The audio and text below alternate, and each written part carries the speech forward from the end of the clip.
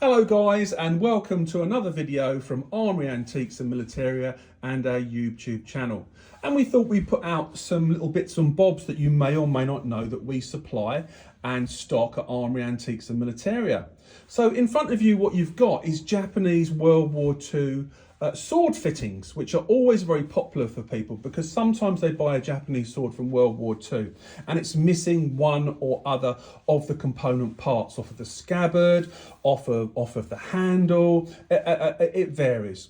And we'll try and avoid a lot of the technical terms, although some of it's unavoidable. But, they're missing off items. So it's really important that we carry items like this for people to perhaps purchase and to replace on their much loved Japanese sword or investment that they've recently invested in.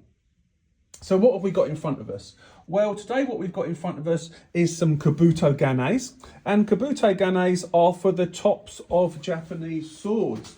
So for those of you who are not unfamiliar, so on top of a Japanese sword here, you have this mount and it's called a kabuto gane. You can see it here on a sword and you can see this is a spare one.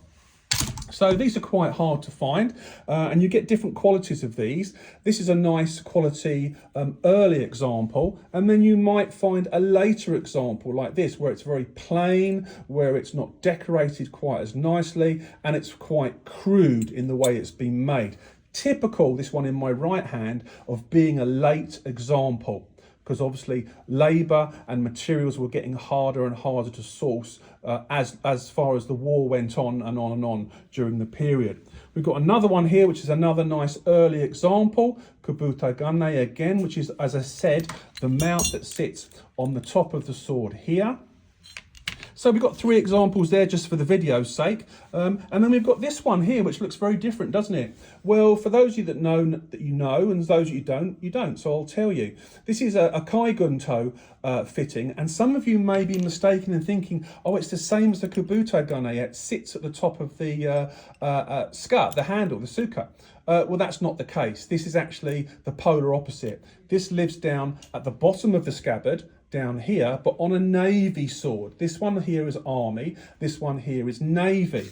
Kai guntos are very different. They tend to be gilded and very gold in colour. And when we talk about this end piece, it's not a kabuto gane like this because it's hasn't got a hole or a mounting there. This goes on the end of the scabbard and it's called a ishizuke. So this is a totally different mount, but some people confuse these with these, and that's a mistake. Or sometimes, horrifically, you'll find people have put one of these on the end of a shingunto or another kai gunto and try to get away with it. Well, no one gets away with that with us because we know our Japanese swords so well, but what a ridiculous thing to do.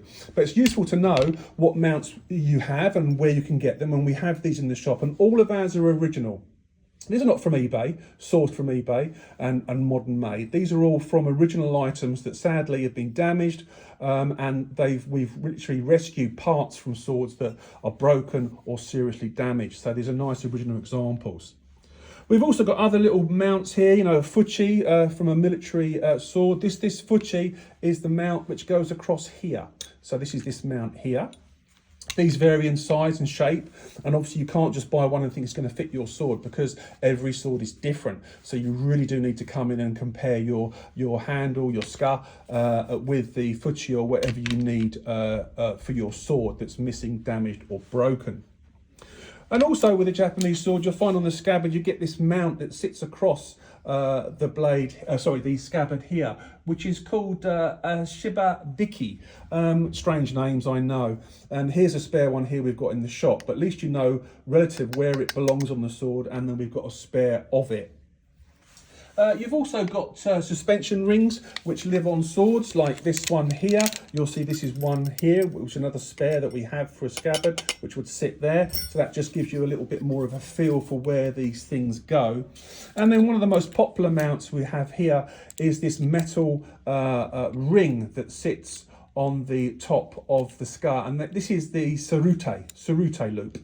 Quite often these are missing and they're replaced with cord, because obviously when officers were carrying these, this makes quite a lot of noise. So they often remove these and put cord through to stop them being located at night or when they're on night raids, because obviously that noise would give them away. We have some examples here, original examples. I've put them on my finger, you can see them, and they come in different styles. Again, you've got to be careful. This is a plain one, quite a simple plain one. These are known from World War II, so they did exist. And we've got the ones with leaves and flowers on them, original ones these, which is really important because they're pumping these out of China, and eBay is full of them, and other people that sell them on eBay and also on other militaria sites. You can tell because they have a line going through the middle of them on the inside where they're cast. These original ones were never cast. So we have these in stock. These are original ones, not fake ones. And we have a number of these in stock, as well as many other spare parts for your swords. Subas, the sword guards that you get.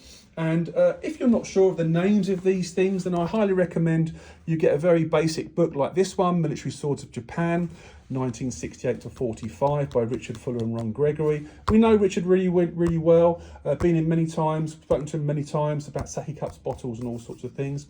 And Ron we knew, but sadly he passed away some years ago.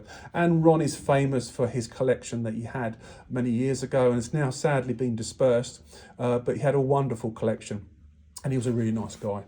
On page 10 of the book, it breaks down the names of parts of blades for you, and also the spares on shingunto and scabbards and that kind of thing. So very useful for you if you're not familiar with the certain phrases and terms that are used for spare parts such as these.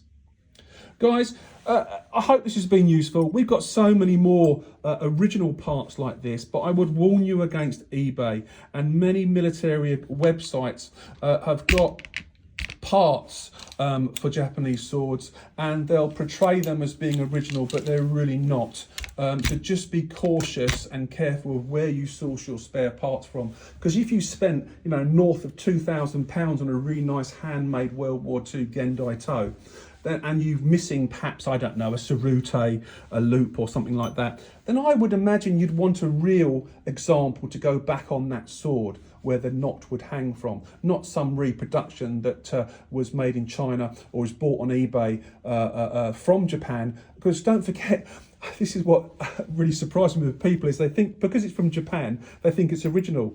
No, Japan is pumping out reproduction items as well. So shocker there, not to me, because I've been going since I was 11. I know what's been going on all this time. So, you know, just because it's from Japan, don't always think that it's perfect and it's original, because it's not. This is the real world. But we have original items down here for you if you need them, and we're happy to help you, and we can post things out to you, all right?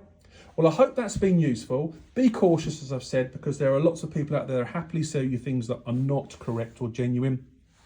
And we're seeing this more and more with medals as well, Japanese medals. That's a story for another video. Anyway, hope you've enjoyed the video.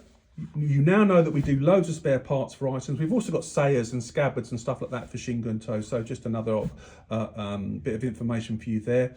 And we look forward to doing another video for you soon. Subscribe, give us a thumbs up, put some comments down below. Always interested. Thank you, guys.